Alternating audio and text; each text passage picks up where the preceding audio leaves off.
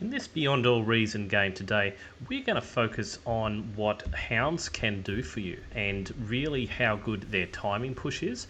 I was so privileged to get in this game because I've been trying to record a video on this, and I had Big Daddy tell me the message down from the bottom left eco front here, say I come late to front, please try hold. Now usually that would be a nightmare thing to hear off the eco tech, but not me. I'm like, I hope you do something cool, a cool timing attack or something, and I will do my best to hold. Now, I've also got some feedback on the games that I don't actually show the OS here. I've searched everywhere in all settings. I can't Google this. If you guys can comment and let me know if you know for sure, because someone gave me some advice and it didn't work out, but how to bring up the OS here. Because as you can see, look, I'll be open. I'm about 15 at the moment. I'm losing plenty of games as I try plenty of things, and I'm not that great a player, to be honest with you. So I'm in a really stacked lobby here with some really high OS guys, and so I don't mind showing that off. I don't mind showing it off if I'm in a noob lobby. Like, it is what it is. I agree, it's good to show the OS of differing players. So my build order at the start, I try and get a couple of solars if we've got a lower wind base at the start. I tend to not get them too much like some other players do, or get them automatically. Wind turbines are so much more efficient. And then I try and work on having an early-ish energy storage to mitigate those low wind periods rather than relying on solars, which are horridly metal inefficient. I'm now just running with 2 scouts to begin with. I find that's fine. There's so much visibility here. Like we can see on the player view, that's the whole canyon here. If I wanted to visible up there, I could, but that's not really my job. So I'm trying something a little bit different. I've been lucky with the wind gods, and so I'm sending up this commander fairly early on, as well as another constructor as well, trying to get these mexes up as early as possible. I also started off with a early Lazarus, just to sort of help out, reclaim what might be around here, and to assist if needed. Honestly, I think I forgot about the Lazarus. I'll try and remember in the future. The next thing I do on my build order is I build about 5 grunts to hold the line, as it were, and to stop any sort of early tick aggression. So this time I've put the energy storage just in the middle of the map because it allowed me to get up about 3 extra mexes first and to have a full energy bar before I started building it. So I'm thinking ahead a little bit. One thing I'm doing as well is I'm not putting too many constructors on this bot base, just varying sort of between 1 and 2. That way we can conserve our energy a bit at the start of the game. So 4 minutes in and we're pretty much up to the front line, having built all the mexes. Just a couple more to go. Although it's not necessarily ideally placed, this radar tower, I just try and get it up super early on, just so I have no sneaky units coming past me. I can get full visibility on the enemy. I can see just from my radar there's nothing too intimidating here. So Cat Lordy didn't read that message and says go to front please. Definitely people in the meta expect others to do what's in the meta, so you have to really communicate if you want to change things up. And I think it's good to communicate and change things up. I think 100% meta play all the time is just a little bit boring. I'm putting down this beamer here just to cover all my bases, as it were, without the player here. Much more effective than these sentries. Cat Lordy's complaining, otherwise I'm 2 versus 1. I get what he means. We can see over here what Big Daddy's doing is building a lot of construction turrets, building a lot of T1 economy actually. It's quite impressive. Reclaiming that T1.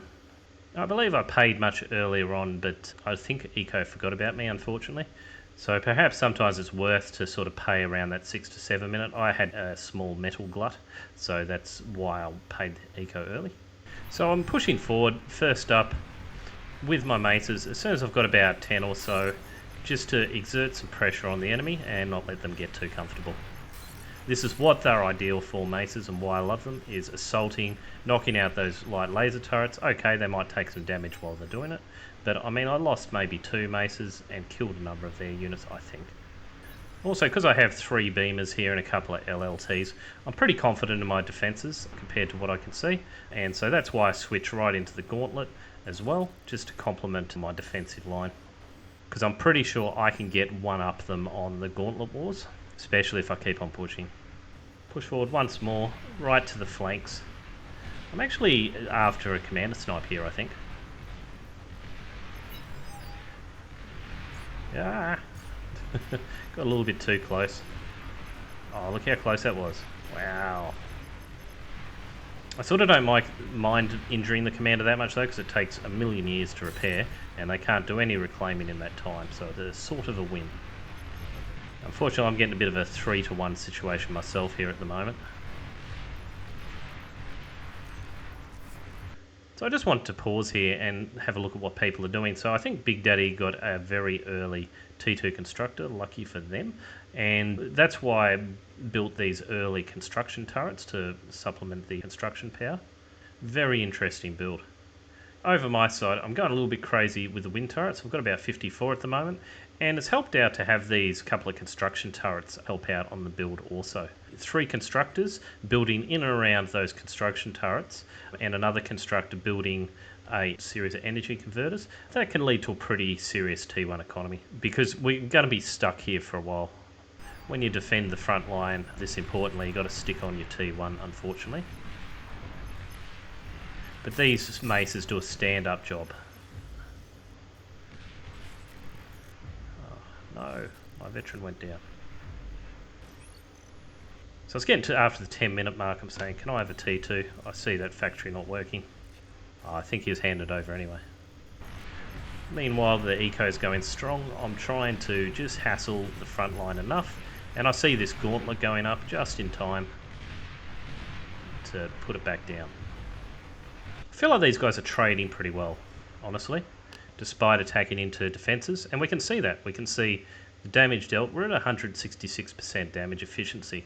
So, you know, you can't accuse the mace of being bad units. They're really good, particularly on the assault. And that wasn't my own findings. That was someone telling me I wasn't assaulting with the thugs enough, or maces. And I must agree, they just are better when they're constantly pressuring the units. And they don't allow the other team to sort of reach a critical mass. Now, look at this, for example. It's like not even a competition. Of course, my gauntlet's helping out. That's why I built it.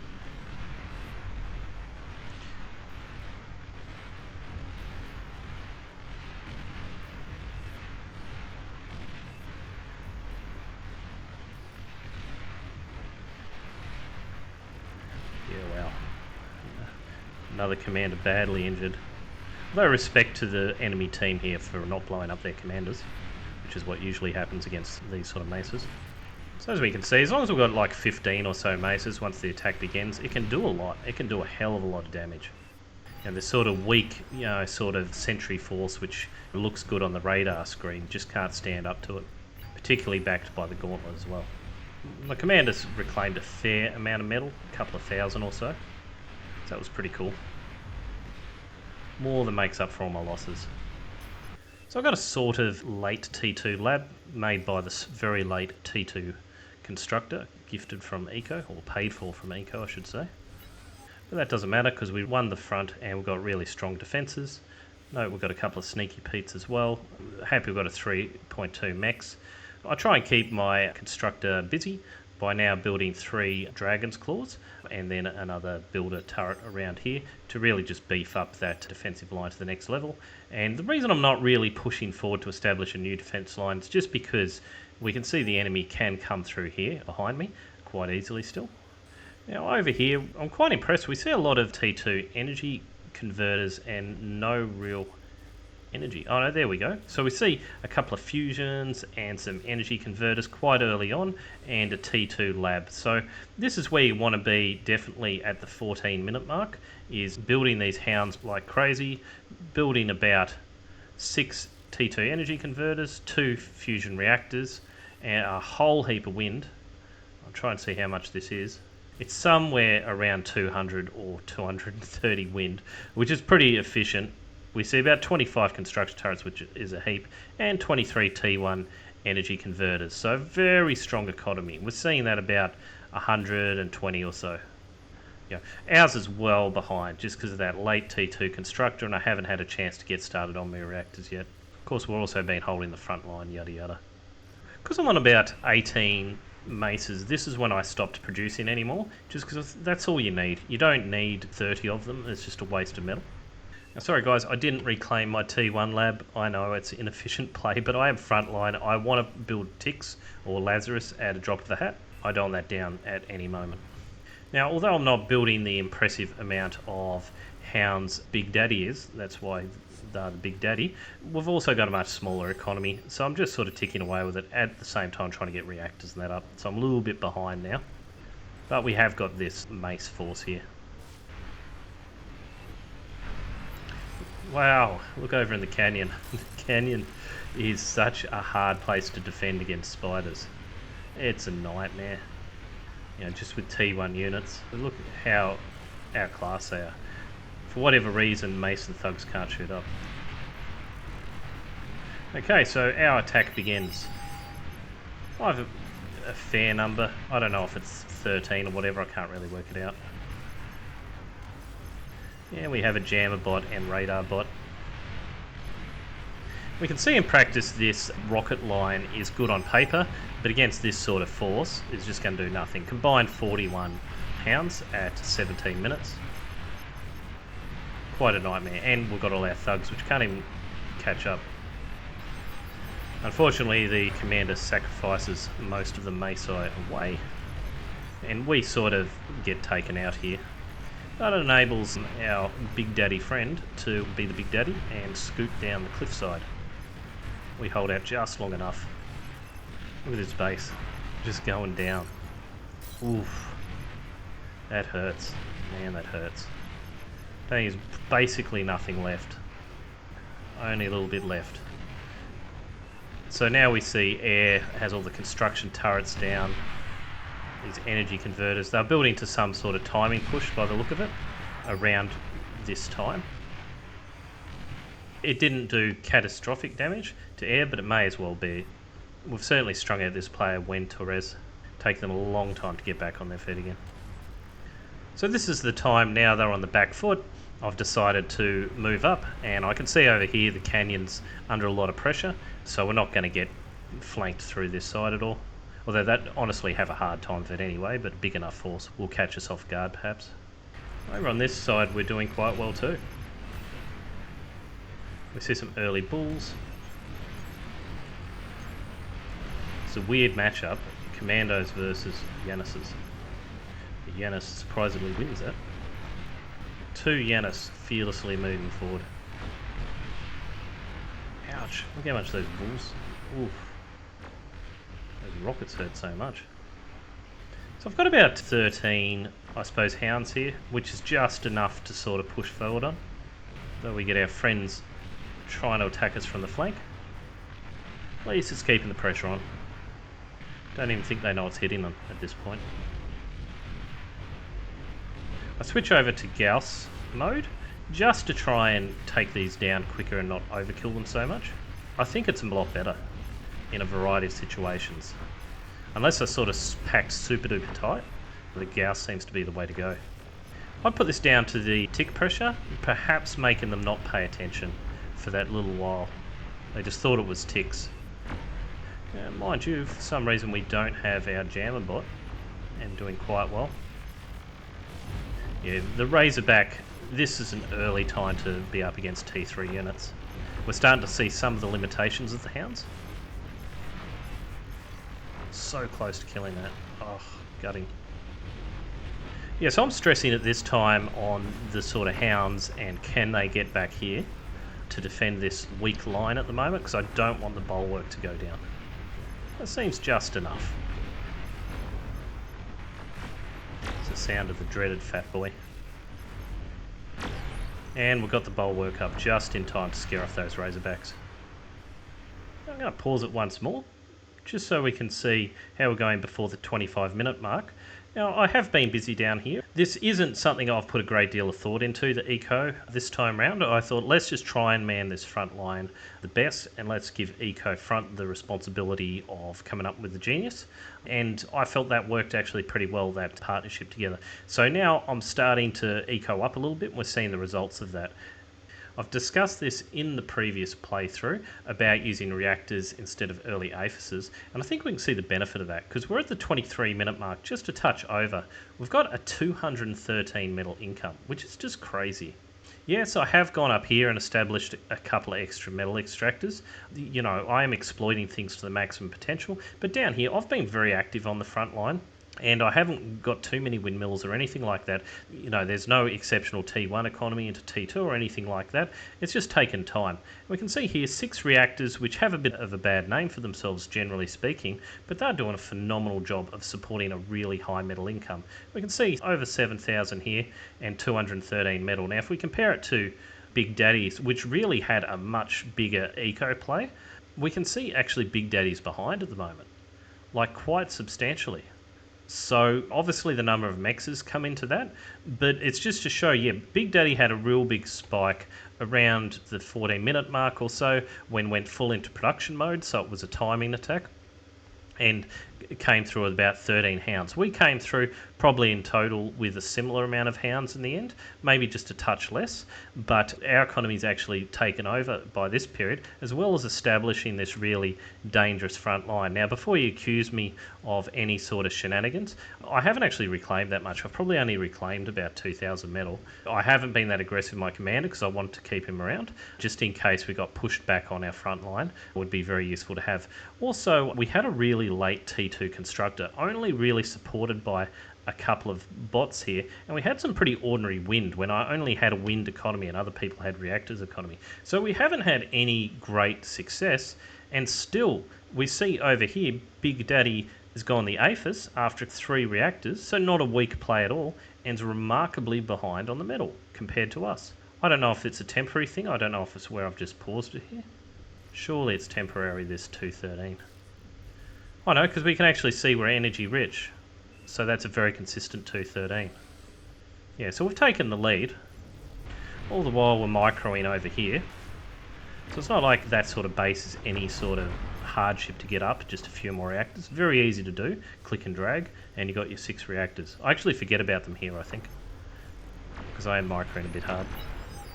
So I get some excellent advice off green to put down some long-range anti-air here to try and push back, I suppose, this aircraft line. Look at this sneaky shredder. That's so painful. Look at that, 17, 19, 20 kills. 34 kills. Oh no. Might only get pushed back by the razors here finally. Yeah, my hounds know what's up. That's too much. So I'm a bit worried at this point. I tell the snipers to move up, please. At some time, anyway. I think I told them to move up a while ago. At this point, I've transitioned. So it's coming up to the 25-minute mark, and I've transitioned now into snipers. We've got 28 hounds. I don't see any reason to build one more hound. Someone's doing a beautiful job of putting through all these ticks. Ah, Big Daddy, of course. Ah, producing. Look at all these tick bases. We get attacked from the canyon here, so good thing I didn't build a defensive line up here. I would have just been constantly harassed. We see a couple of these fat boys just wreak havoc on my hounds. This is painful stuff. Look at them, bam! All down. Oh, that was painful. So yeah, past the 25-minute mark, the hounds just don't have the hit points, unfortunately. You've got to really be careful with them, and they're just not worth the micro. So I think in this game here, something that I would have done a little bit differently is build some energy converters up here and build an APHIS line up here. Why not? As well as this experimental lab maybe here also, because I'm getting crowded in. I decided just for convenience sake, I feel like we've got so much AA and things like that, I don't feel like we're going to get bombed. So I risk an APHIS. Because we have all this construction turrets here, it's like, why not? Yeah, as we can see also, I've given about 8,000 metal away here, and I'll give maybe another 8,000 metal away. You know, sometimes that's a good thing about having too many construction turrets, is it helps get ahead of that metal glut rather than react to it. Since I'm giving it away to this lane here, basically air and green, and they're also our best players, I figure it's going to be fairly well used, that metal. So this long-range anti-air has got 26 kills. So thanks for that tip. If you do ever push the front line up, definitely get some long-range anti-air in. We push forward now, that little bit further. It's a bit back and forth because we're getting hit from many angles here. Oh wow, so commander's down. Now, it's always the issue with pushing forward. You think you're ready, but then you get hit by the side by all these T1 units unexpectedly, and spiders and what have you. The enemy airs coming to help, but I think they're just going to be knocked down way too quickly. Look at all these archangels. Now my hero long range screamer is up to 43 kills. Oh god. Something else I've done as well is I don't take it for granted that anyone else builds pinpointers, so I will tend to build them when I've got a metal access. Just because we both have a lot of snipers, it makes the fire much more accurate and effective. So my hodgepodge base, I'm just starting to get my economy together again, so we're jacking it up again, but also at the same time I'm starting to build these heavy titans just to really tank in front of the snipers. The other team surprisingly does a counterattack at this time. What's going on over here? Cat Lordy was just strolling around the canyon, decides to come join us. Overall, between me and Big Daddy, we've got about 61 snipers. About 21 archangels. Should do the job. I've got 5 scorpions just in case they do heavily push on us, and now building some additional bulwarks. Yeah, so I push forward. I'm going to try and focus down these starlights. There we go. Bang, bang, bang. Down very quickly. I figure the other players here just being a little bit slow on the micro because they're doing some base things. This is what I love about Titans. You can take a fair old number of beatings from a Razorback. It doesn't bother them too much. And very nimble as well. Look at this, just nightmare. This Razorback line's just about to be annihilated by snipers. Oh, there we go. They have given up. Yeah, just too much pressure in the end. Okay, I see. We actually got Ragnarok up. Battle ended. Yes, that was pretty cool. So Blue got a long-range artillery system up, and they get the destroying enemy resource production cap, as well as Big Daddy with that big push before. I was actually surprised to see Cat Lordy do that, done a stellar job. I didn't keep enough eyes on Cat Lordy. Obviously they punished Canyon a bit and then moved across with their Titans and done a bit of damage. If someone wants to tell me what efficient use of resources is, I'd be really happy. I imagine it's just compared to the amount of resources you've produced, you've done a lot with those resources. I imagine that's what it is. Basically, on our side, on the anti-Canyon side, we've pretty much carried water for the team here with about 1.2 million's worth of damage out of the 1.7 million, but allowed our other team to get up the long-range artillery and apply pressure in other ways, of course. I was pretty happy, to be honest with you, with 241% damage efficiency, but it's the sort of units we're producing. It's the reason we see that. What surprised me is Big Daddy actually had almost 400%, and they were producing all those ticks and throwing them away, so there you go. They don't have a lot of health, do they?